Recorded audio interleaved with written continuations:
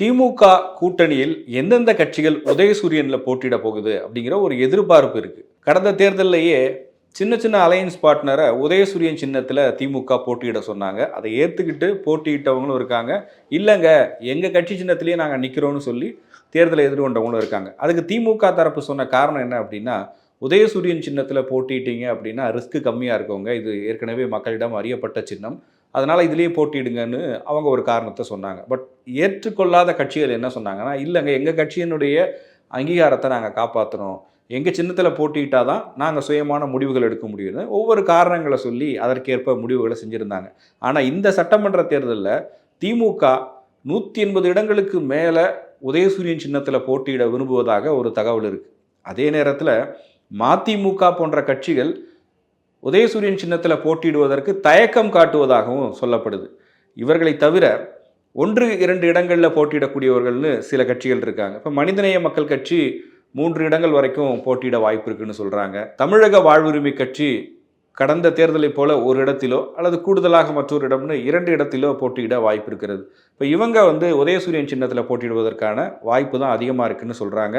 அதே நேரத்தில் கொங்கு நாடு மக்கள் தேசிய கட்சி அவங்களும் கடந்த முறை உதயசூரியன் சின்னத்தில் போட்டியிட்டாங்க. இந்த முறையும் அவர்களை உதயசூரியன் சின்னத்தில் போட்டியிட வைப்பதற்கு திமுக தலைமை திட்டமிட்டு வருவதாக சொல்லப்படுது. இப்போ நான் சொன்ன இந்த 3 கட்சிகளுமே இதில் பெரிய தயக்கம் காட்டுவதாக தெரியல. வேல்முருகனோ கொங்கு ஈஸ்வரனோ அல்லது ஜவாஹிருல்லாவோ அவர்களுடைய கட்சியை சார்ந்தவர்கள் சட்டமன்ற உறுப்பினர்கள் ஆகணும், அதே நேரத்தில் ஒரு புது சின்னத்தில் போட்டியிடுறதுன்றது பெரிய ரிஸ்காக இருக்கும்.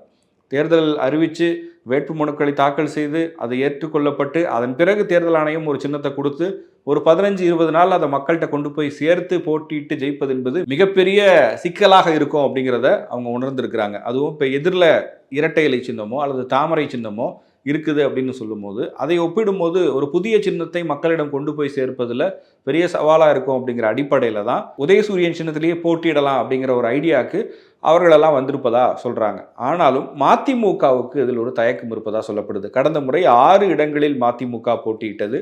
6 இடத்துலையுமே உதயசூரியன் சின்னத்தில் தான் போட்டியிட்டாங்க. அதற்கு அடுத்ததாக நடந்த சட்டப்பேரவை தேர்தலுக்கு அடுத்ததாக நடந்த 2024 பாராளுமன்ற தேர்தலில் மதிமுகவுக்கு ஒதுக்கப்பட்ட ஒரே இடத்தில் அவங்க தீப்பெட்டி சின்னத்தில் போட்டிட்டாங்க. துரை வைகோ அது தொடர்பாக வெளிப்படையாகவே பேசினார்.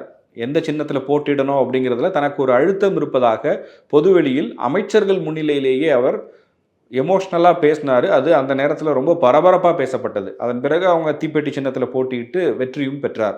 மதிமுகவை பொறுத்தவரையில் மீண்டும் அந்த கட்சிக்கான அங்கீகாரத்தை பெறுவதற்கான முயற்சியில் அவர்கள் ஈடுபட்டிருப்பதாகவும், இந்த தேர்தல் என்பது மதிமுகவுக்கு அரசியல் அங்கீகாரத்தை பெற்றுத்தரக்கூடிய ஒரு தேர்தலாக இருக்க வேண்டும் அப்படிங்கிறதுல உறுதியாக இருப்பதாகவும் சொல்கிறாங்க. அதனால் மதிமுகவுக்கு ஒதுக்கப்பட உள்ள இடங்களில் ஒரு தனி சின்னத்தில் மதிமுகவுக்கான ஒரு தனி சின்னத்தை பெற்று அதில் களமிறங்க வேண்டும் என்பது அவங்களுடைய எதிர்பார்ப்பு. மதிமுகவுக்கு தொடக்கத்தில் பம்பரம் சின்னம் இருந்தது. அங்கீகரிக்கப்பட்ட கட்சியாக அவங்க இருந்த வரைக்கும் அந்த சின்னம் கிடைச்சிது. அங்கீகாரத்தை இழந்த பிறகு சின்னமும் அவங்களுக்கு போயிடுச்சு. அதனால தான் அவங்க கடந்த தேர்தலில் தீப்பெட்டி சின்னத்தில் போட்டியிட்டாங்க. மதிமுகவுடைய நிலை இப்படியாக இருக்கிறது. அதனால் இந்த விஷயங்களை எல்லாம் பேசி தான் தீர்க்கணும் அப்படிங்கிற ஒரு இடத்துல திமுக இருக்காங்க. மக்கள் நீதி மய்யம் தரப்பில் இருந்தும் அந்த கட்சிக்காக அவங்க டார்ச் லைட் சிம்பிளை தேர்தல் ஆணையத்திடம் கோரிக்கையாக வச்சு அதை வாங்கிட்டாங்க. தமிழ்நாட்டிலையும் சரி பாண்டிச்சேரியிலையும் மக்கள் நீதி மையத்திற்கு டார்ச் லைட் சிம்பிள் வழங்கப்பட்டிருக்கிறது. மக்கள் நீதி மையம் திமுக கூட்டணியில் இடம்பெற்றிருப்பதனால அவங்களுக்கு எத்தனை இடங்கள் ஒதுக்கப்படும் என்கிற கேள்வி இருக்கிற அதே இடத்துல எந்த சின்னத்தில் போட்டியிட போகிறார்கள் என்ற கேள்வியும் வந்திருக்கு. டார்ச் லைட் சின்னம் வாங்கியிருக்கிறதுனால ஆப்வியஸாக அவங்க அந்த சின்னத்தில் போட்டியிட விரும்புவார்கள்.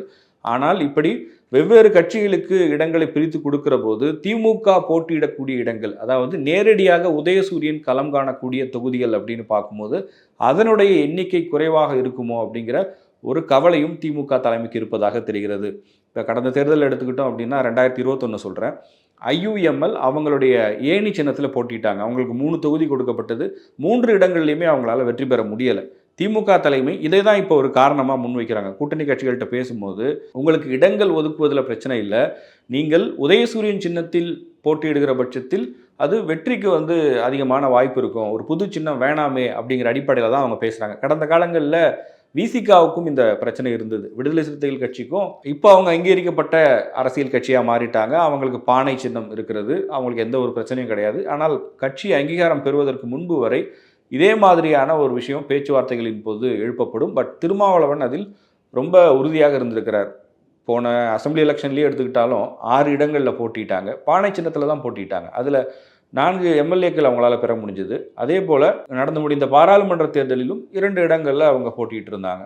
ஆனால் அதற்கு முன்பாக 2019 எடுத்துக்கிட்டோம் அப்படின்னா விசிகாவுக்கு 2 இடங்களை திமுக கொடுத்திருந்தது. அதில் ஒரு இடத்துல திருமாவளவன் பானை சின்னத்திலும், இன்னொரு இடத்தில் ரவிக்குமார் உதயசூரியன் சின்னத்திலும் போட்டிட்டாங்க. ஏன்னா கட்சிக்கான அங்கீகாரத்தை பெறுவதற்கான முயற்சியில் அவங்க இருந்தாங்க.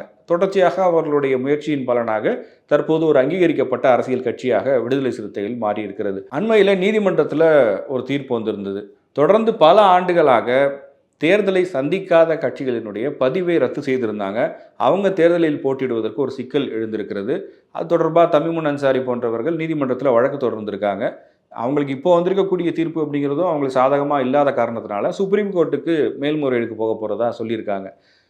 இந்த வழக்கு திமுக கூட்டணிக்கு இப்போ ஒரு அட்வான்டேஜாக மாறி இருக்கிறது. ஏன்னா உதயசூரியன் சின்னத்தில் அந்த சின்ன சின்ன அலையன்ஸ் பார்ட்னர்ஸை எல்லாம் போட்டியிட வைப்பதற்கான ஒரு முயற்சியில் அவர்கள் ஈடுபட போகிறார்கள் அப்படிங்கிறது தான். நான் ஏற்கனவே சொன்னது போல் வேல்முருகன், தமிமுன் அன்சாரி, கருணாஸ், மனிதநேய மக்கள் கட்சி போன்றவர்கள் எல்லாம் உதயசூரியன் சின்னத்துக்குள்ளே கொண்டு வரணும். அதே போல் கொங்குநாடு மக்கள் தேசிய கட்சியின் கொங்கு ஈஸ்வரன் இவர்களெல்லாம் உதயசூரியன் சின்னத்தில் போட்டியிடுகிற பட்சத்தில் அவர்கள் எய்ம் பண்ணக்கூடிய அந்த நம்பர் இருக்குது இல்லையா, குறைந்தபட்சம் ஒரு 180 உதயசூரியன் இருந்தால் தான் பெரும்பான்மை கிடைக்கும். இல்லைன்னு சொன்னால் கடந்த கால வரலாறு தான் அதற்கும் ஒரு உதாரணம். எப்போதெல்லாம் திமுக குறைவான இடங்களில் போட்டிட்டாங்களோ அப்போதெல்லாம் அது சிக்கலாக மாறி இருக்கு. 2006 இருக்கட்டும், அதன் பிறகு 2011 இருக்கட்டும், அப்போதெல்லாம் திமுகவோட நம்பர்ஸ் பெரிய அளவுக்கு குறைந்திருக்கிறது.